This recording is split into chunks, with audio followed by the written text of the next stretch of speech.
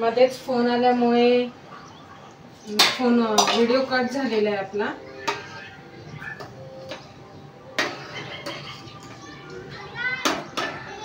तर मी इथे पाणी ठेवलं होतं उकळायला 1.5 ग्लास.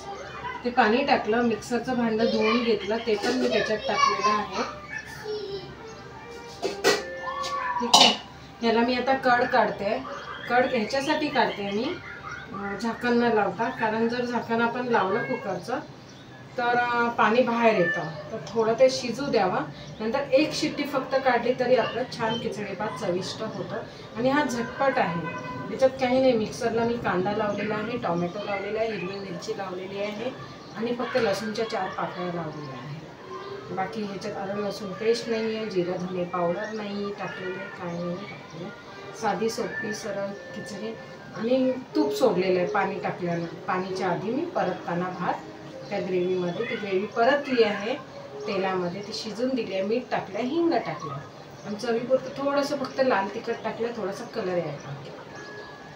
आणि त्याच्यानंतर तुम्ही ह्याच्यामध्ये भाज्या मिक्सरला मुलं खात नसेल तर मी गाजर टाकते मिक्सरला लावून, बीट टाकते मिक्सरला लावून. त्याचं पण छान होतं ते. मुलांनाही कळून येत नाही. पण बीट थोडं कमी टाकावं, कारण बीटचा वास येतो भाताला त्यामुळे. आणि ही उकड आता आलेली आहे, तर ही थोडी अजून 5 मिनटं उकड करणार आणि शिट्ट्या करणार फटाफट.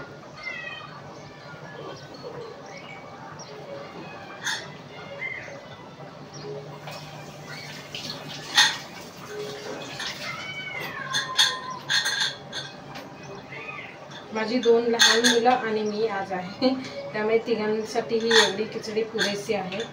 पुरू पण शकते.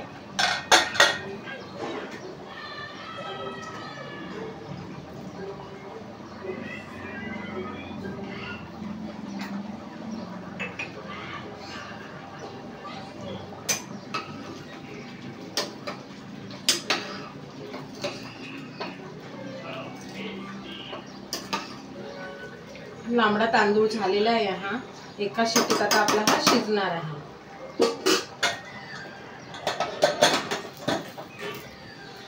आपण इथे हिरवा वाटाणा टाकला असता तरी पण चालला असता. हिरवा वाटाण्याची पण खिचडी अति उत्तम होते.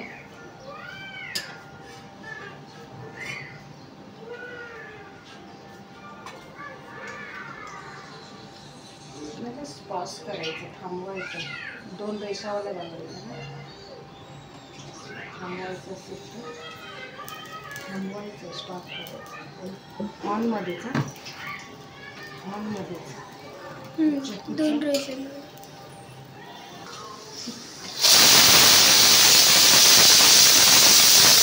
आणि इथे ही आपली 1 शिट्टी झालेली आहे. आपण हे थंड होईपर्यंत थांबणार आहोत आणि थंड झाल्यावर कुकर उघडून मी तुम्हाला दाखवेन.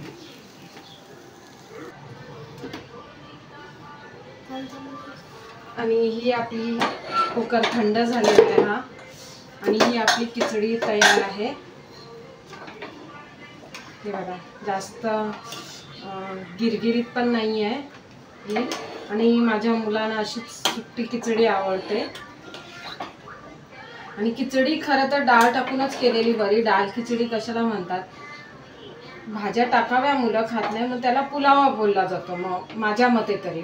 मटार आणि गाजर वगैरे टाकले तर.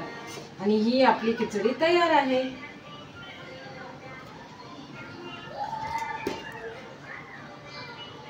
ही अशी खिचडी मम्मीने माझ्या बनवली आहे.